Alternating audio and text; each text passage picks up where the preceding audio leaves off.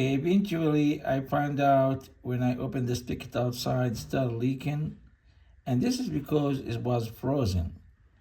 And when we took it apart, it came out like this, and it shows where's the broken piece, busted piece. So we are going to replace it in a few minutes. It doesn't take too much time. This is the new spigot, brand new one, the same size, the same length and everything. So we go ahead and stick it in here, and we keep going until we reach the other connection. Piece right here. So basically what we're trying to do now, put some kind of putty on it. It's called pipe thread sealer, sealant that which protected from leaking all around it.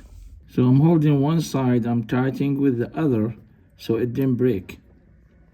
Alright guys, so here's the faucet and there is no more leaks. So the faucet is pretty much fixed.